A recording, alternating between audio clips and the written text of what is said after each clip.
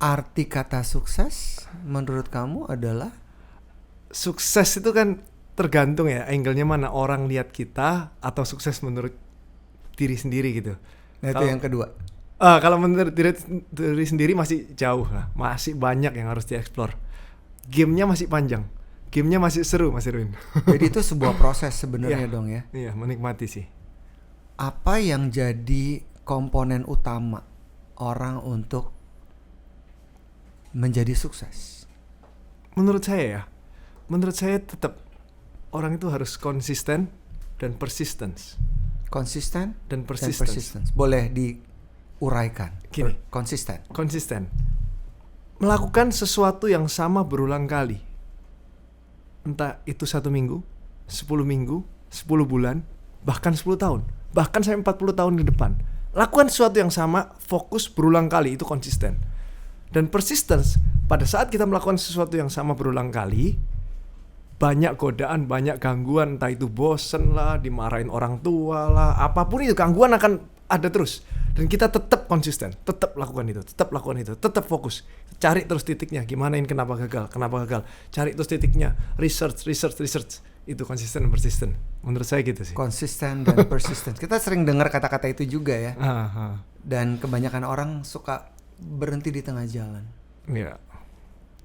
Kamu pernah gak sih berada dalam posisi itu juga gitu, ketika mungkin memulai atau berproses?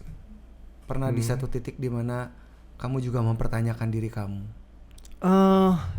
Yang saya rasakan selama ini ya, lakukan sesuatu yang sama berulang kali. Pada saat ada gangguan, halangan, challenge bagi saya itu.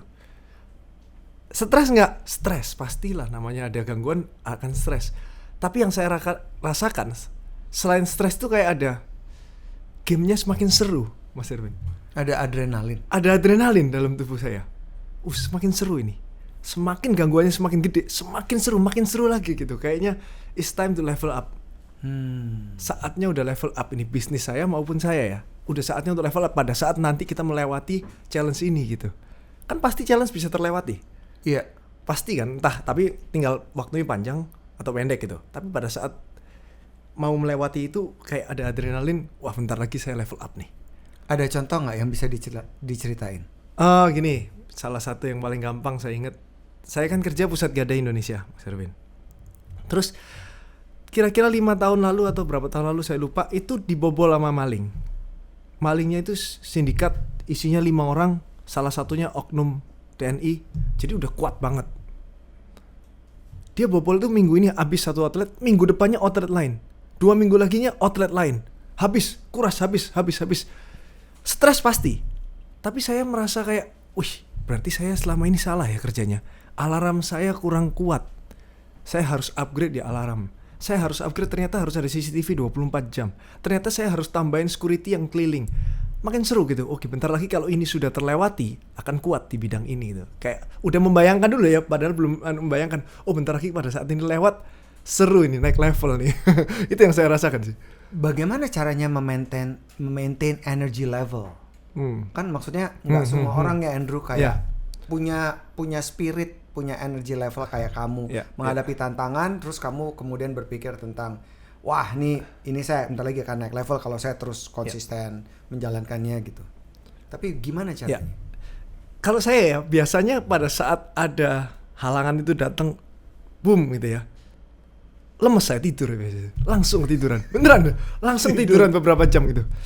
Terus bangun mikir gitu. Nanti ada stres tidur saya nggak kuat, kayak badannya udah nggak kuat, terus otomatis ketiduran tuh. Saking heated. Iya, ya jadi mungkin ya energi level saya lagi turun gitu loh. Ya saya ikutin gitu, nggak lagi turun lemes apa segala macam, harus kuat, nggak bisa ya. Pada saat itu saya istirahat. Tapi pada saat bangun ya harus mikir gimana caranya. This is a long game gitu. Ini game yang masih seru, jangan keluar dari game ini game seru gitu. Jadi artinya tahu kapasitas tubuh kita juga gitu. Iya. Di saat kita udah nggak kuat ya istirahat lah. Tapi jangan kelamaan istirahatnya. Iya. Memang kamu bisa tertidur ketika sedang banyak pikiran. Bukankah kebanyakan orang kebalikannya ya? Kalau banyak pikiran sulit tidur. Benar. Tapi pada saat itu datang pertama kalinya itu langsung saya kayak ketiduran gitu, nggak kuat gitu, kayak kaget tidur saya biasanya. Nanti malam kepikiran pasti itu. Biasanya kalau lagi ada masalah itu kita itu bangun sekitar antara jam 2 sampai jam 3. Bangun kira-kira 10 sampai 60 menit. Tidak bisa tertidur. Habis itu tidur lagi. Itu namanya berarti ada masalah yang belum selesai itu. Nah, Andrew, ini menarik ya. Ketika kamu tertidur karena menghadapi satu hal yang di luar pemikiran kamu, seperti dibobol maling cerita tadi. Terus kamu pasti kaget. Terus kemudian kamu kelelahan dan kamu tertidur dan kamu bilang kamu bangun jam 2 sampai jam 3 gitu ya. Kurang lebih 1 jam. Apa yang kamu lakukan di jam itu, 1 jam itu? Ngapain sih? Nggak bisa jadi resep buat orang-orang juga.